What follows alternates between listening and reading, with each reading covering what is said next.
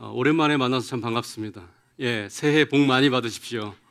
새해 복 많이 받으라는 표현, 그 전통적인 인사가 저는 오늘 생각해 보니까 굉장히 기독교적인 인사 같습니다. 하나님의 복을 많이 받으시는 그런 한 해가 되시기를, 2015년 되시기를 축복합니다.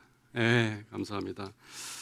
자, 2015년 1월 4일 성탄절 후 둘째 주일, 새해 주일 레이투르기아 저녁 예배를 하나님께 올려드리도록 하겠습니다. 우리 주 예수 그리스도의 은혜와 하나님의 사랑과 성령의 교통하심이 여러분 모두와 함께 하시기를 기원합니다. 우리와 함께 하심을 믿습니다. 우리의 도움은 여호와 이름에 있습니다. 천지를 지으신 여호와 이름에 있습니다. 다 같이 하나님을 경배합시다.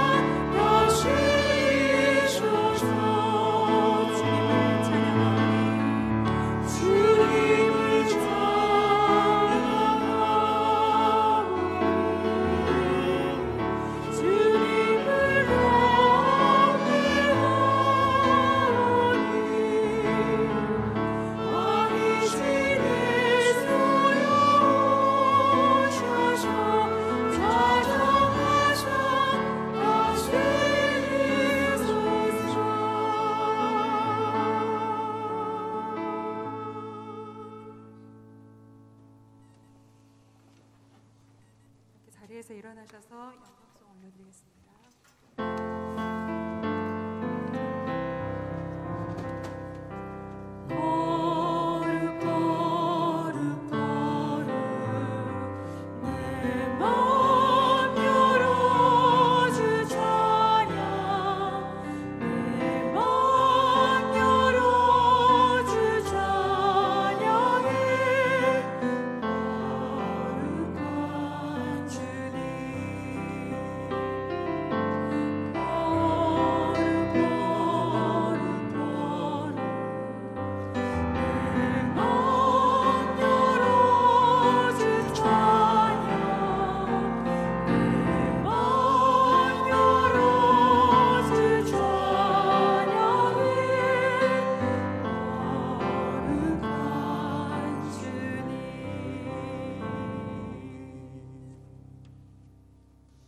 이 시간 우리의 죄를 고백하겠습니다.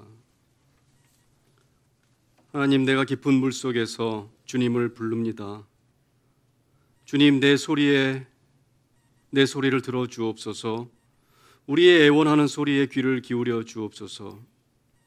주님, 주님께서 죄를 지켜보고 계시면 주님 앞에 누가 감히 맞설 수 있겠습니까? 용서는 주님만이 하실 수 있는 것이므로 우리가 주님만을 경외합니다. 우리가 주님을 기다립니다. 내 영혼이 주님을 기다리며 내가 주님의 말씀을 바랍니다. 내 영혼이 주님을 기다림이 파수꾼이 아침을 기다림보다 더 간절합니다. 진실로 파수꾼이 아침을 기다림보다 더 간절합니다.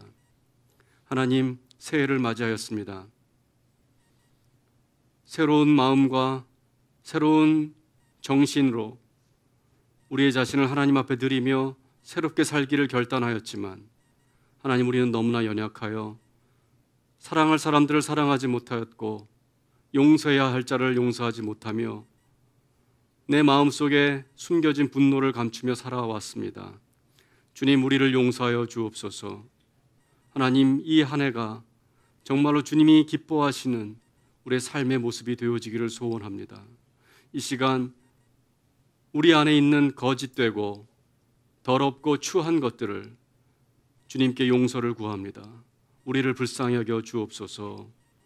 예수님 이름으로 기도합니다. 이 시간에는 침묵으로 말씀하지 못하는 우리의 기도를 하나님께 드리도록 죄를 고백하도록 하겠습니다.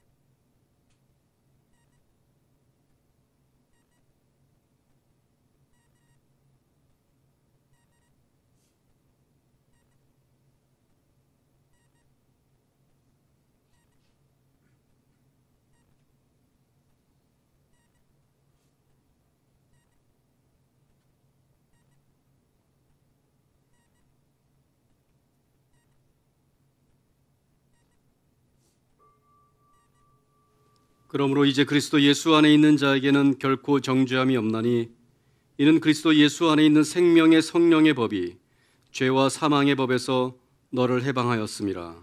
아멘. 자리에 앉으시기 바랍니다.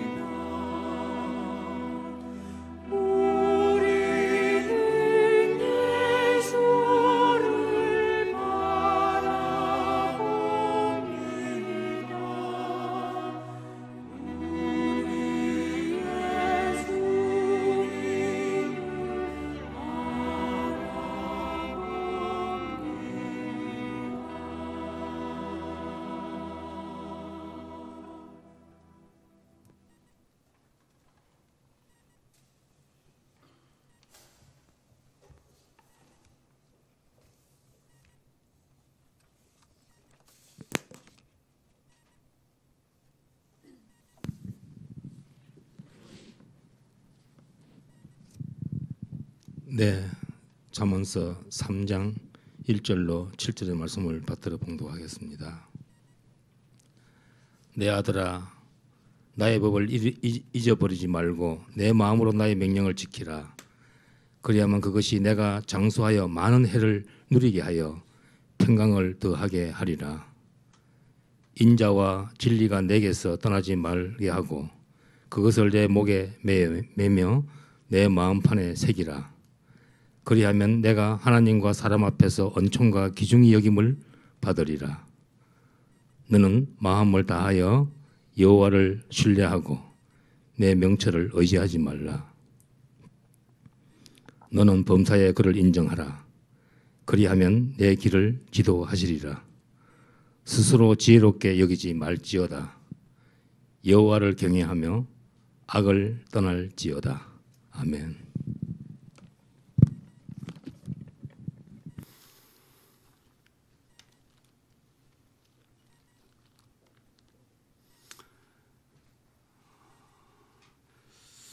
지난 2주 미국 동부를 좀 다녀왔습니다.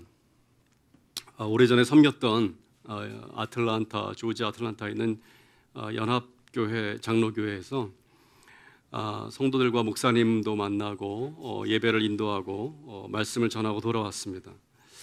오랜만에 만난 성도들이 반가웠고요. 또 미국의 이민자들이 하나님을 향한 소박하고 신실한 모습에 또 감동을 받고 돌아왔습니다.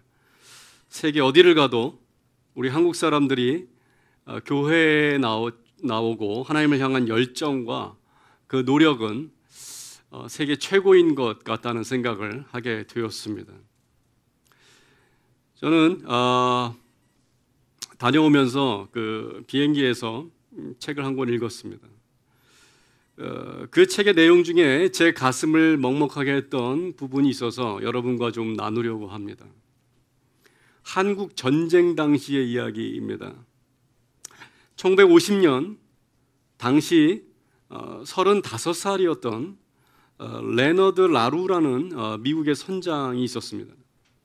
그는 처음으로 선장이 되어서 미국의 정부로부터 배를 하나 공급을 받게 됩니다.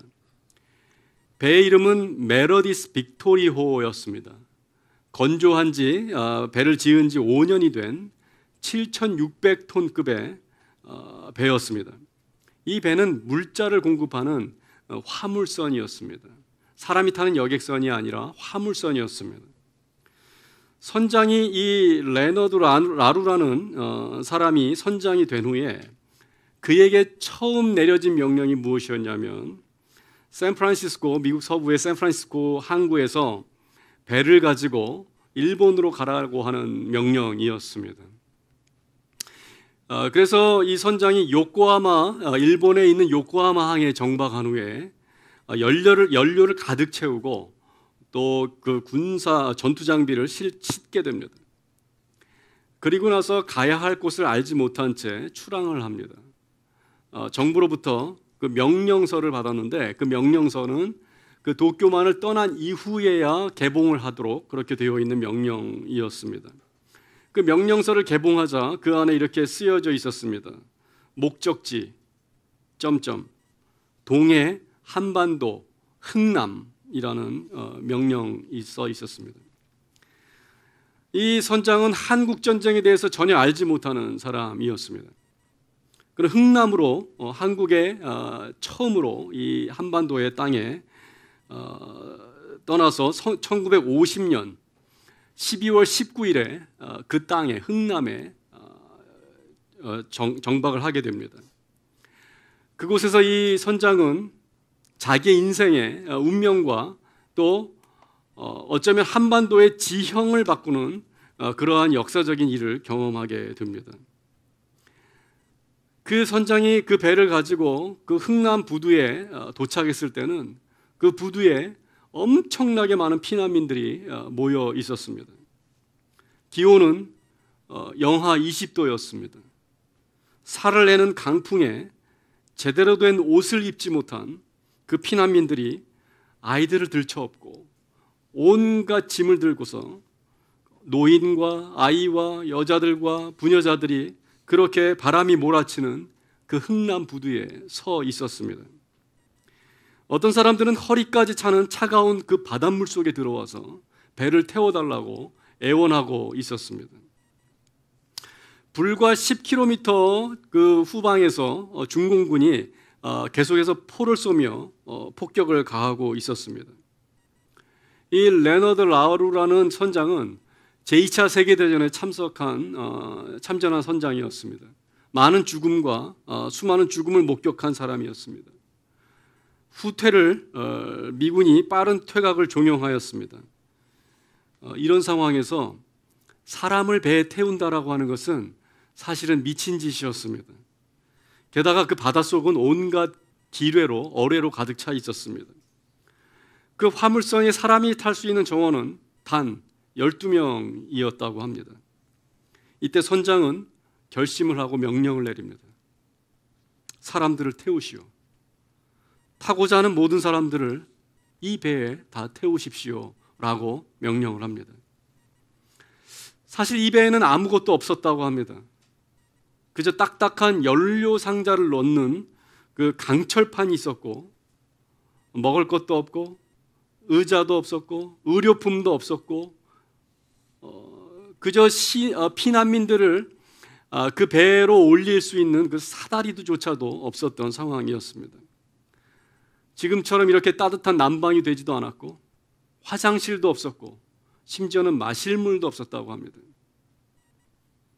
그러나 그 부두에 서 있는 그 수많은 사람들이 구원의 눈빛을 보이면서 애원하는 사람들을 외면하지 못하고 이 선장은 그들을 승선시키라고 명령을 합니다. 사실 미국 정부에서는 그런 명령을 내린 적이 없었습니다.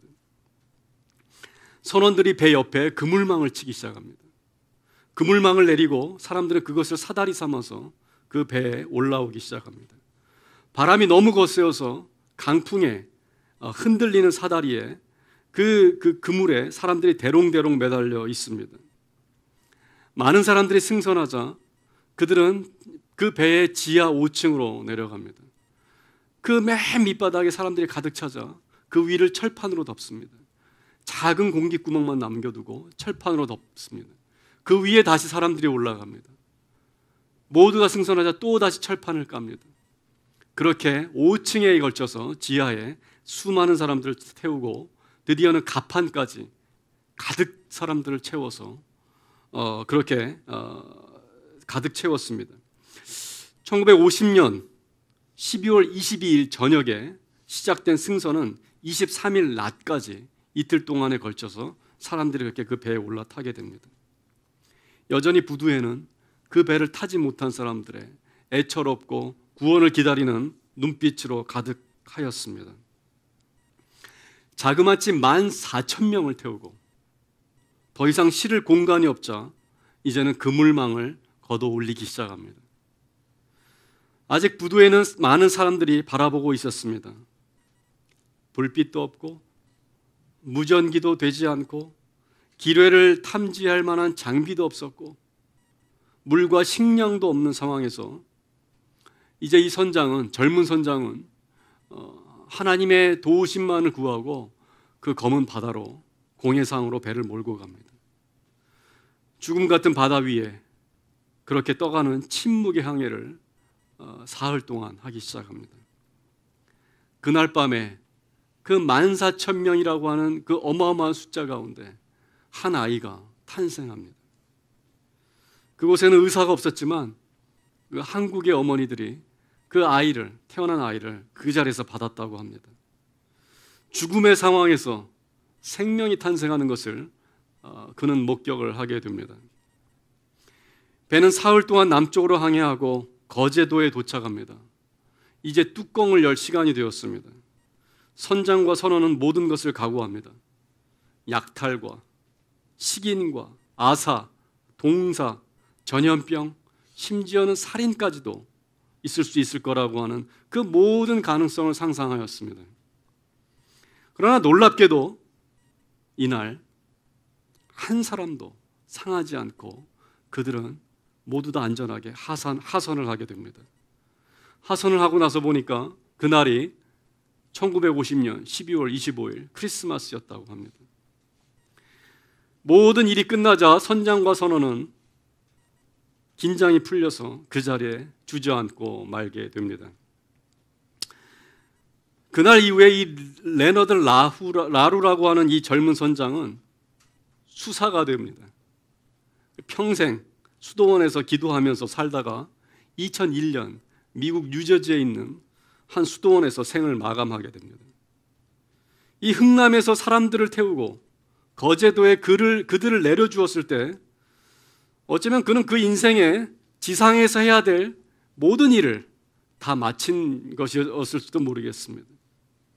하나님의 섭리와 구원을 젊은 나이에 강하게 체험했던 그 선장은 아마도 평범한 삶을 살기가 굉장히 어려웠을 것입니다. 그는 평생 기도하고 하나님을 묵상하는 그런 수도자의 삶을 살게 됩니다. 저는 그 비행기에서 이 이야기를 읽는 동안에 깊은 감동이 제 안에 몰려 들어왔습니다. 그러면서 다른 이야기가 하나 떠올랐습니다. 그것은 고래를 잡는 배의 이야기입니다. 이 모비딕이라고 하는 소설을 보면 거대한 고래를, 흰 고래를 이 모비딕이 쫓아가면서 포경선이 거품을 일으키며 바다를 질주해 갑니다.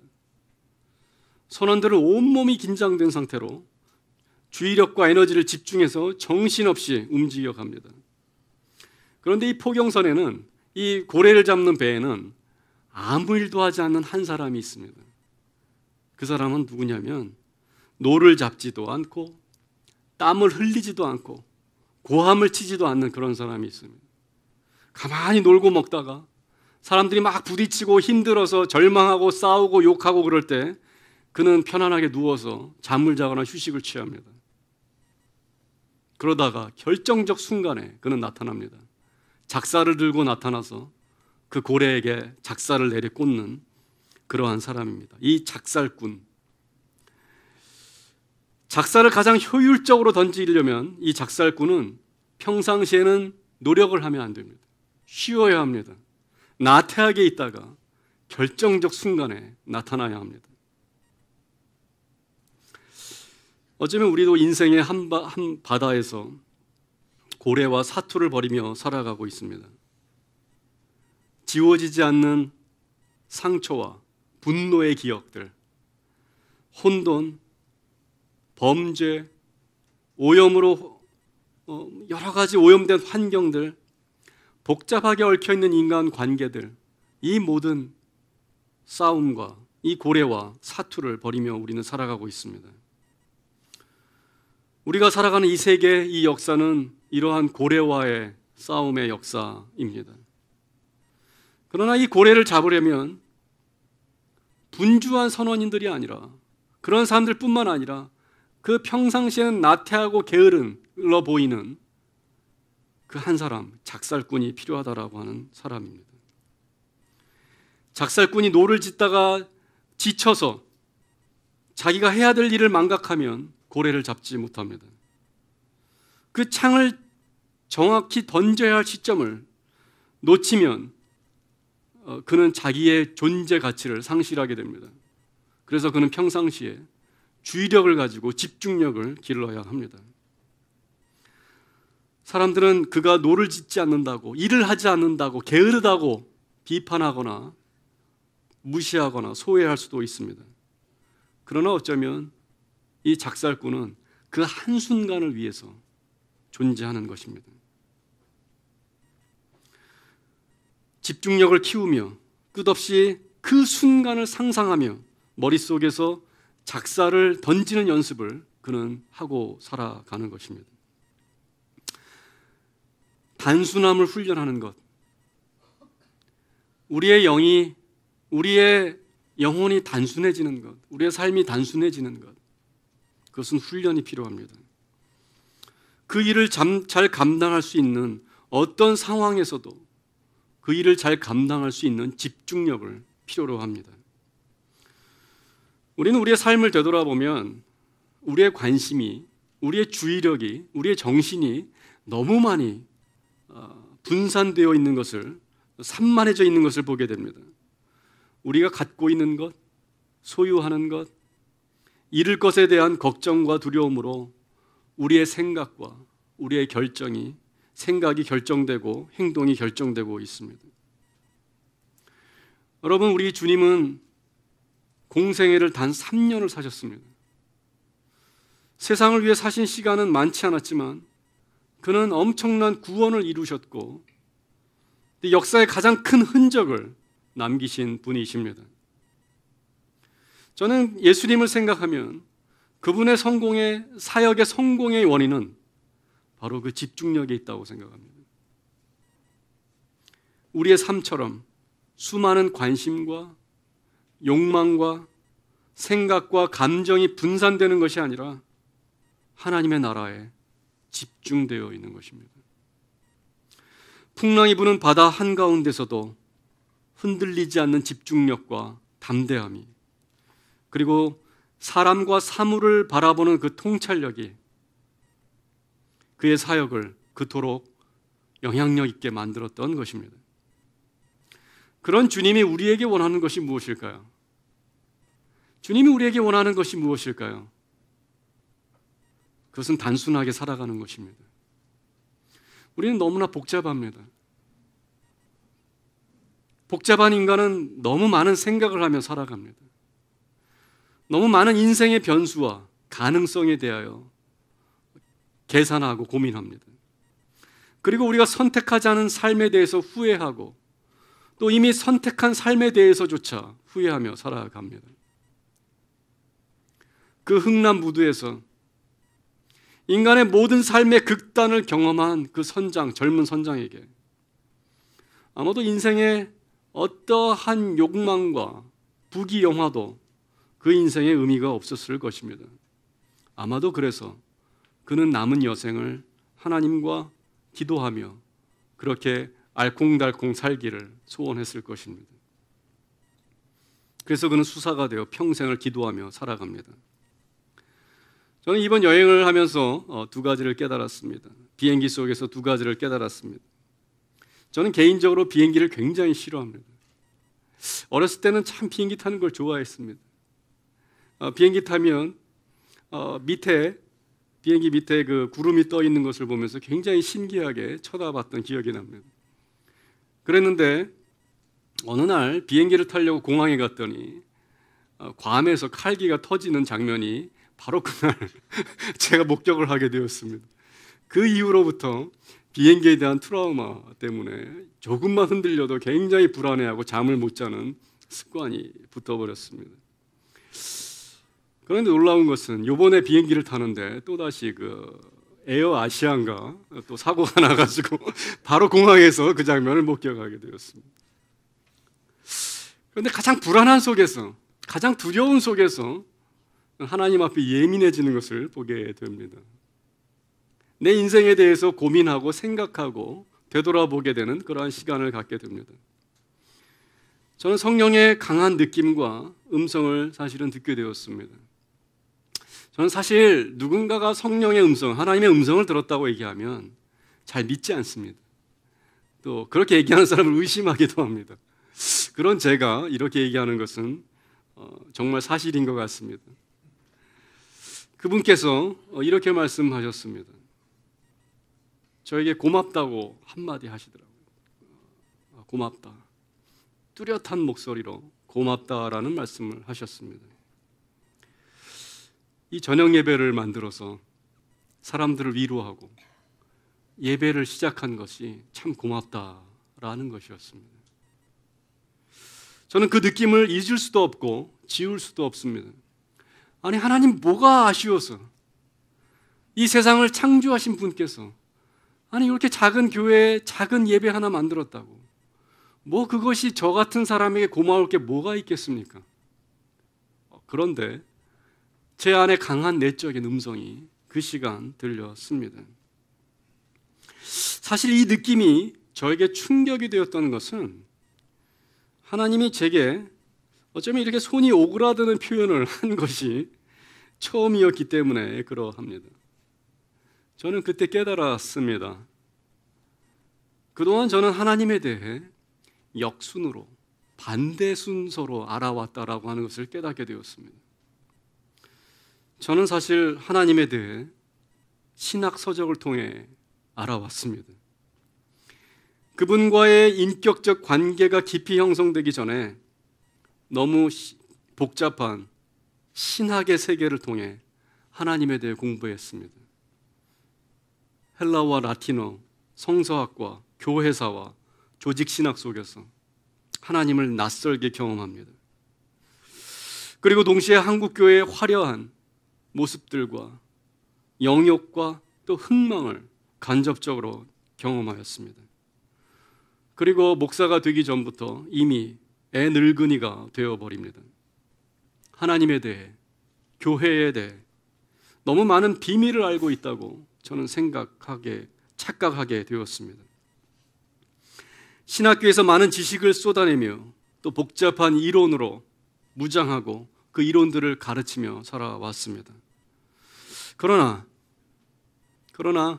지금 돌이켜 생각해 보니까 그래서 하나님은 제게 말 걸기가 어려웠던 것 같습니다. 저 자신이 너무 무거웠고 너무 생각이 많았습니다. 내 생각 속의 하나님으로 인해서 실제 하나님이 소외당하고 계셨습니다. 그 하나님은 얼마나 외로우셨을까? 저는 그것을 생각하게 되었습니다. 단순하고 소박하게 하나님, 제가 이런 것이 필요합니다. 하나님, 제가 이래서 마음이 괴롭습니다. 하나님, 제가 이래서 외롭습니다. 이래서 공허합니다. 이런 기도를 했던 기억이 별로 없습니다.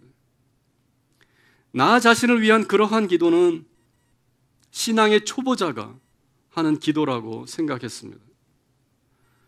아이의 마음으로 단순하게 하는 그 기도에 또 그 기도가 응답되었을 때의 소박한 기쁨을 저는 그렇게 알지 못했던 것 같습니다. 오늘 장로님 읽으셨던 잠언 3장의 말씀 한번 같이 읽어보도록 하겠습니다. 3장 1절 말씀입니다. 시작. 내 아들아, 나의 법을 잊어버리지 말고 내 마음으로 나의 명령을 지키라. 내 아들아, 나의 법을 잊어버리지 마라. 여러분, 내 아들아라고 하는 표현 굉장히 지극히 사적인 표현입니다. 호칭입니다. 자신을 낳고 자신이 키운 아들을 부르는 것처럼 하나님이 우리를 부르십니다. 내 아들아, 내 딸아. 그리고 그분이 부탁합니다. 나를 잊지 말아라. 나를 잊지 말아라. 무슨 유행가 가사 같지 않습니까? 나를 잊지 마세요. 자기를 잊지 말라고 부탁하는, 사랑하는 자가 나를 떠나가지 말라고 바지가랑이를 붙잡는 것처럼 그 하나님이 나를 잊지 말라고 우리에게 애원하고 계십니다. 그리고 또 이렇게 말씀하십니다. 5절과 6절 한번 읽겠습니다. 시작. 5절. 너는 마음을 다하여 여호와를 신뢰하고 내 명철을 의지하지 말라. 너는 범사의 그를 인정하라. 그리하면 내 길을 지도하시리라. 모든 일에 그를 인정하고 그분에게 질문하고 그분이 질문할 때 대답하고 그분의 마음을 헤아리고 그리고 그분의 마음을 느끼고 그렇게 말하고 살아가는 것. 아마 어쩌면 신앙이라고 하는 것은 그렇게 단순한 것이 아닌가 생각합니다. 그렇게 어린아이처럼 주님을 기억하고 그 이름을 부르고 내가 필요한 것들을 구하고 애원하고 또 의지하고 찾는 그러한 모습이 신앙의 깊이일 것입니다. 그리하면 내가 장수하여 많은 해를 누리게 하며 평강을 더하게 하리라. 어떤 속에서도 어떠한 소용돌이 속에서도 평강할 수 있는 하나님의 능력을 우리에게 부어 넣어 주신다는 것입니다. 그러한 평강은 우리의 마음이 하나님의 영이 우리의 마음의 영이 단순해질 때 가능해집니다. 여러분, 단순해진다라고 하는 것은 단순하고 무식해진다, 단순한 우리 어렸을 때 했던 표현이 있습니다. 단무지, 단순 무식, 지 뭔데? 그것까지는 제가 차마 목사 입으로 얘기하기 좀 그렇습니다. 그런 것과는 차원이 다릅니다. 인간에게는 투명하고 단순하지만 우리가 단순해질수록, 영적으로 단순해질수록 하나님에게는 예민해집니다. 복잡한 세상에서 복잡하게 생각하고 복잡하게 대응하기보단 단순하게 질문하고 대답하는 가장 원초적인 그러한 신앙의 모습이 우리에게 필요한 것입니다. 내 머리가 복잡하다면, 내 마음이 복잡하다면 아직도 내 마음 안에, 내 생각 안에 욕망과 두려움이 나를 압도하기 때문에 그러합니다. 내가 그분을 따른다면, 내가 그분을 정말 사랑한다면, 내가 그분을 의지한다면 삶은 매우 단순해질 것입니다. 내 안에 주인이 한 분이라면 우리 마음이 복잡하고 싶어도 복잡해질 수가 없습니다. 우리가 살아가면서 나는 그렇게 열심히 노력하는데 왜 이렇게 얻어지는 것은, 그 결과는 이렇게도 미미할까, 이렇게도 척박할까 고민하고 계십니까? 아빌라의 테레사가 이런 이야기를 합니다. 이런 사람은 마치 우물에서 물을 길어서 열심히 등에 지고 밭에 가서 그 물을 길어다가 밭에 물을 주는 것과 같다고 이야기합니다. 열심히 인생에 고생은 하지만 얻는 결과가 미미하다는 것입니다. 그 다음 단계는 물이 흐르는 곳으로부터, 그 샘물로부터 수로를 내어서 밭으로 연결하는 단계입니다. 그래서 자기 밭에 물을 주는 것입니다. 고생은 좀 덜하지만 물은 자연적으로 자기의 밭을 적시게 되어 있습니다. 그 다음 수준은, 그 다음 단계는 자기는 아무것도 하지 않는데 하늘에서 비가 내려서 밭에 물을 주는 것 같습니다. 결국 많은 노력을 하는 것이 높은 수준이 아니고, 인생에 그렇게 처절하게 투쟁하지 않지만 큰 열매를 맺는 것, 우리의 인생이 촉촉해지는 것이 더 높은 수준이라는 것입니다. 많은 수고를 한다고 해서, 더 복잡해진다고 해서, 더 많은 것을 안다고 해서, 더 많은 기술을 갖고 있다고 해서 칭찬받을 것이 없다는 것입니다. 무엇이든지 단순하고 쉽게 할 수 있을 때 우리는 고수가 되어지는 것입니다. 여러분, 인생의 고수가 되어지기를 축원합니다. 나는 여러분의 인생에 2015년 한 해 여러분의 인생의 밭에 단비가 내리기를 축원합니다. 그렇게 수고하지 않아도 하나님께서 내려주시는 단비가 여러분의 인생을 촉촉하게 적시도록 그렇게 되기를 간절히 바랍니다. 어떻게 하면 그런 삶이 가능해질까요? 6절에 답이 있습니다. 그 6절을 우리 함께 읽도록 하겠습니다. 시작. 너는 범사의 그를 인정하라. 그리하면 내 길을 지도하시리라. 범사의 그를 인정하십시오. 순간순간 인정하십시오. 질문하십시오. 대화하십시오. 마치 옆에 계신 분처럼 끝없이 질문하고 사귀고 교제하십시오. 그러면 여러분의 삶이, 2015년의 삶이 풍성하게 되어질 것입니다. 기도하겠습니다.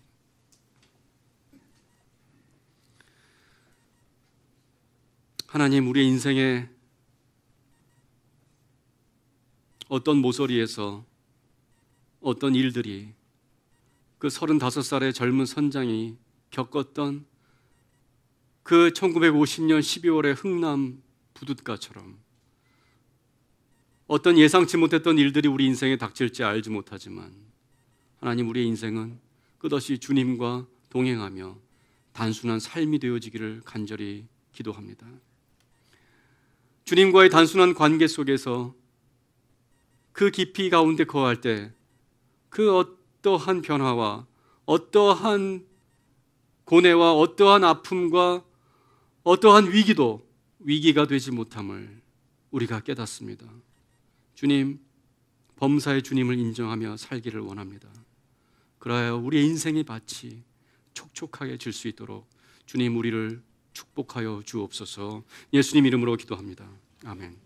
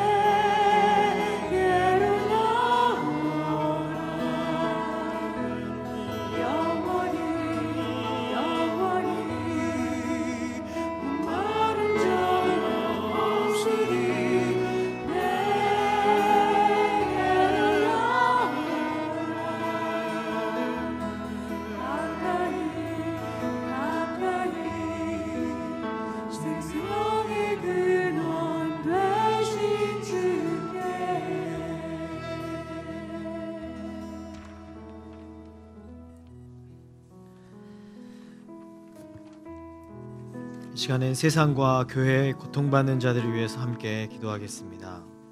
먼저 세상을 위해 기도할 때 우리 모두에게 허락된 2015년 새해 동일한 시간, 주님 이 세상 가운데 2014년 동안 겪었던 모든 아픔을 딛고 일어나 정치 법조계의 믿음과 신뢰가 회복되게 하시고 경제계의 안정이 있게 하시고 종교계에 회개와 각성이 일어나게 해주십시오. 사회 각 영역 가운데 정직과 거룩함이 회복되는 그러한 세상이 될 수 있도록 이 시간 함께 2015년 이 세상을 주님 앞에 올려드리며 함께 기도하겠습니다.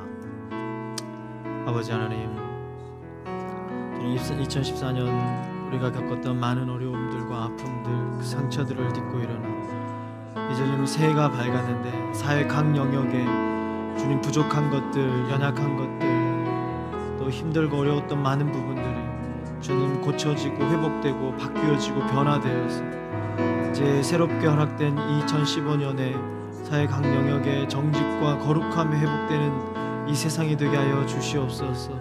오 아버지 하나님, 불쌍히 여기시고 사회 각 영역에 많은 그리스도인들이 또 많은 사람들이, 지도자들이 주님 정직하고 거룩하게 각자의 역할을 충실하게 감당할 때 이 세상이 좀 더 믿을 수 있는 세상이 되게 하시고 주님께서 보시기에 아름다운 세상이 되게 하여 주시옵소서. 우리 계속해서 교회를 위해서 기도할 때 우리 2015년 교회 비전을 위해서 함께 기도하겠습니다. 교회와 선교지를 섬기는 교회, 또 통일 세대를 준비하는 교회, 뚜렷하고 분명한 이 두 가지 영적인 목표를 가지고 주님 이 한 해 우리가 교회와 선교지에 많은 이들을 섬기는, 겸손한 자리에서 섬기는 교회 되게 하여 주십시오. 또 앞으로 다가올 그 통일의 세대를 준비하는 그런 교회 되게 하여 주시옵소서. 다음 세대를 향해 투자하고 그들을 위해 기도하고 영적인 것들을 그들 아이들에게 전해줄 수 있는 통일 세대를 준비하는 교회가 되게 해달라고 이 시간 함께 우리 교회를 위해서 같이 기도하시겠습니다. 아버지 하나님, 주여 아버지 하나님 있어 주여 아버지, 주여 우리 교회가 주님 2015년 한 해 동안 이 땅에 있는 수많은 교회들을 섬기는 교회 되게 하여 주시옵소서. 교회 가운데 주신 비전들을 선포하며 또한 많은 교회들을 일으키며 세우는 그러한 역할들을 감당할 수 있도록 주님 도와주시옵소서. 오 주여 아버지 하나님, 앞으로 다가오게 될 통일 세대를 준비하는 교회가 되기를 소망합니다. 주여 아버지, 다음 세대들 가운데 역사관과 국가관, 주님 이 나라를 생각할 수 있는 그런 마인드를 심어주셔서 주님 앞으로 통일을 준비하는 그런 교회로, 또한 그런 세대를 일으키며 준비하는 교회로 주님 이 한 해 잘 다음 세대를 양육하며 또 가르치며 이끌어갈 수 있도록 모든 각 부서들을 주님 축복하시고 인도하여 주시옵소서. 마지막으로 고통받는 자들을 위해서 함께 기도하겠습니다. 새해가 밝았지만 또 곳곳에 희망을 갖지 못하는 어려운 계층들이 있습니다. 경제적으로 또 여러 가지 어려운 부분들, 주님 그들을 불쌍히 여기시고 특별히 지난달부터 발생한 구제역으로 축산업계에 종사하고 있는 많은 분들이 어려움을 겪고 있습니다. 하나님, 4년 전에 있었던 그런 아픔들이 다시 일어나지 않게 해주시고 주님 이러한 질병과 바이러스들이 더 이상 번지지 않도록, 퍼지지 않도록 주님 불쌍히 여겨주시고 또 은혜를 부어주시고 지켜달라고 이 시간 함께 또 우리 주변에 많은 고통받는 이들을 위해서 같이 기도하시겠습니다. 아버지 하나님, 또한 기도합니다. 주님 새해가 밝았지만 많은 사람들이 새로운 기대와 희망을 갖고 있지만 그러나 여전히 희망을 갖지 못하는 그런 아픔의 자리에 있는 이들도 있습니다. 경제적인 어려움 때문에 또 가족의 아픔들 때문에 또 육신적인 질병들 때문에 어려움 겪고 있는 이들을 불쌍히 여겨주시고 아버지 그들 가운데 위로와 회복과 소망을 허락하여 주시옵소서. 아버지 하나님, 또한 특별히 주님 구제역을 인하여 주님 많은 농가들이 그 축산업계에 일하는 이들이 주님 고통을 겪고 있습니다. 속히 이것이 더 번지지 않도록 주님께서 막아주시고 지켜주셔서 모든 그이들이 있게 하여 주시옵소서.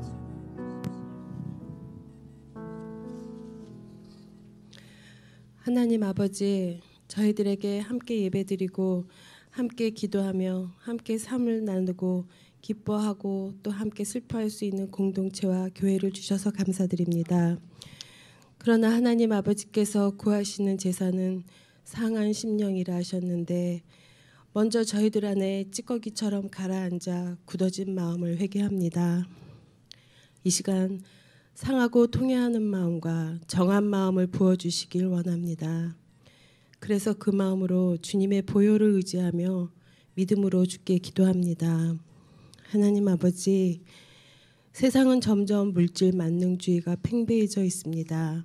모든 가치관, 모든 것의 기준이 물질이 되어 있습니다. 진리가 아닌 만문이즘이 어느덧 우리의 생각과 마음을 빼앗으려고 입을 벌리고 있습니다. 이런 세상 속에서 나약해져 있는 교회와 성도들은 비웃음거리가 되어가고 있는 이 사실 속에서 저희들은 오직 예수 그리스도 주님만을 붙잡으려고 몸부림치고 있습니다.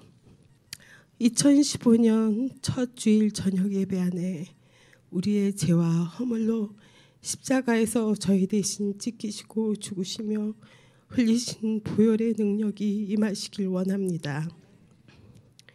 그래서 저희가 먹고 마시는 주님의 몸과 피로 인하여 할례받지 않은 굳은 마음이 아니라 할례받은 부드러운 마음이 되며 죄를 범할 때마다 경고하는 마음이 될 것입니다.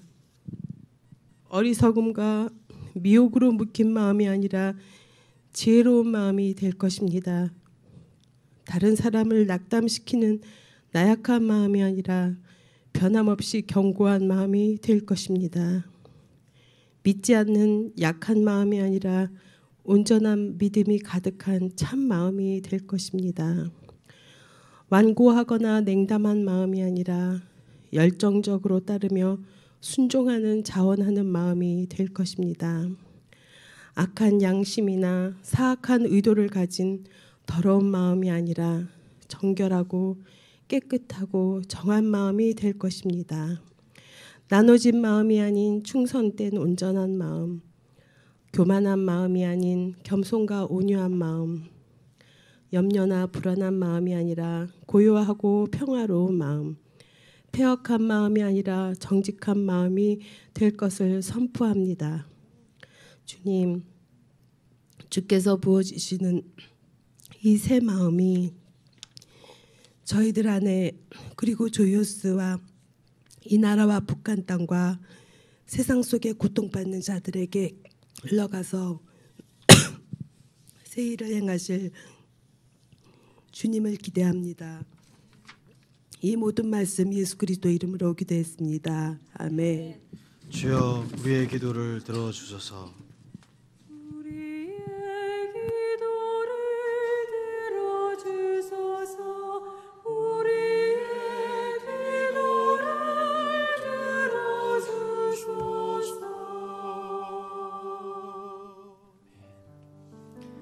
이 시간에는 우리가 함께 주님의 사랑과 평안을 전하는 시간을 갖도록 하겠습니다. 우리 다 함께 자리에서 일어나셔서 함께 주님의 평안을 전하도록 하겠습니다. 내 영혼이 주님을 찬양하며 기뻐합니다. 내 영혼이 주님을 찬양합니다. 내 영혼이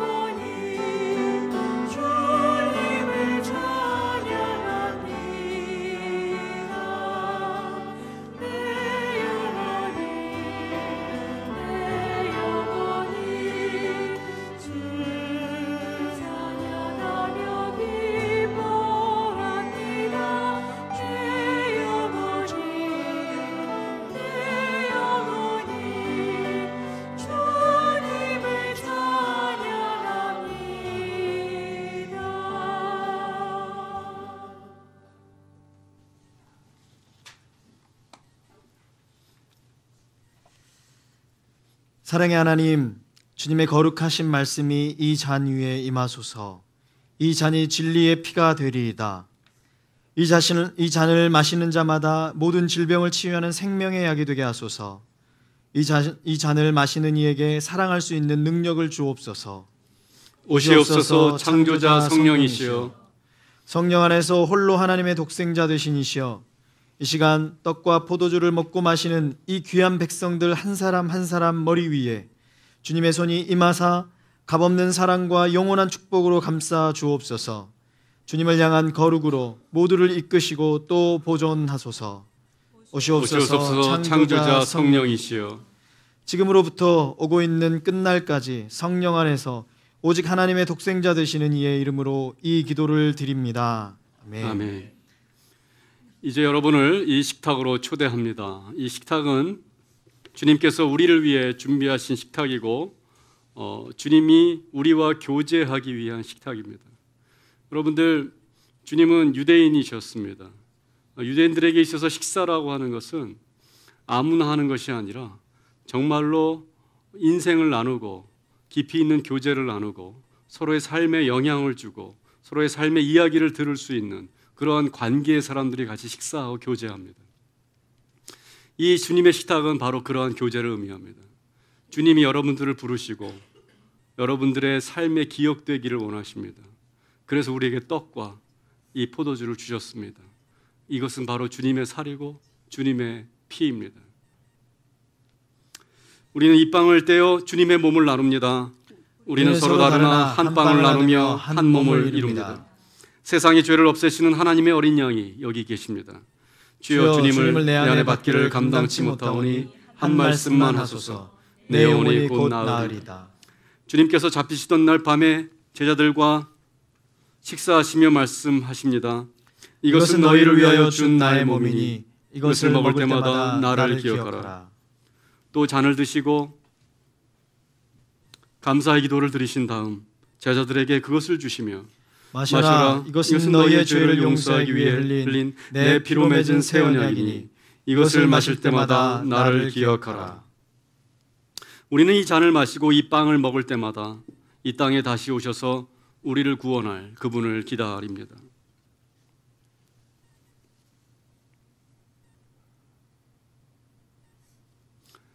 주님의 몸입니다.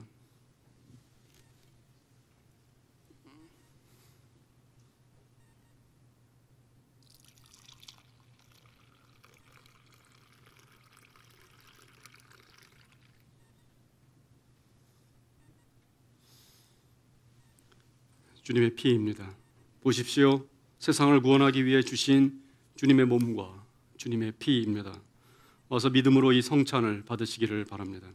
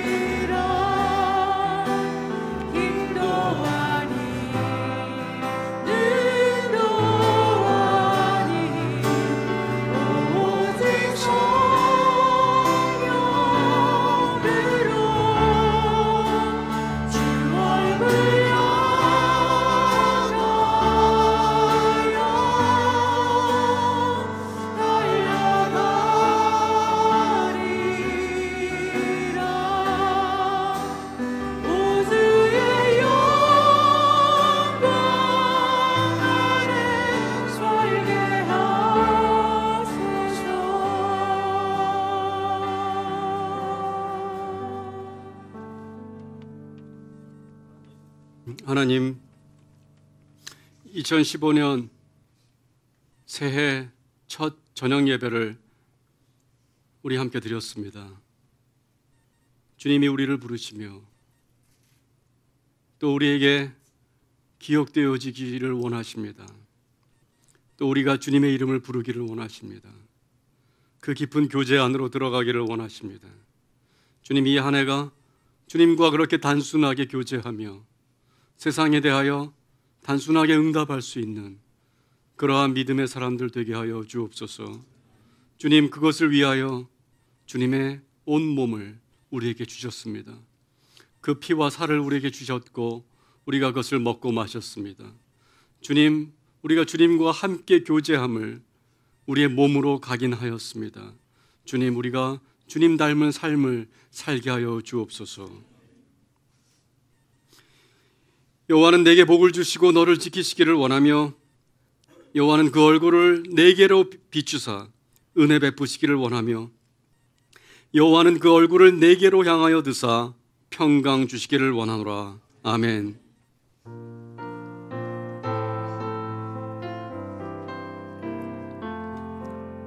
주의 평화 내리소서. 우리에게 내리소서.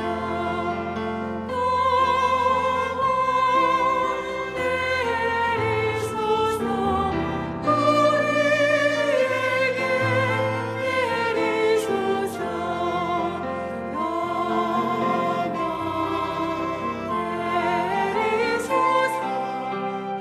우리에게 내리소서. 평화 가운데 세상으로 나가십시오. 세상을 섬기십시오. 이제부터 여러분의 예배는, 진정한 예배는 시작되는 것입니다.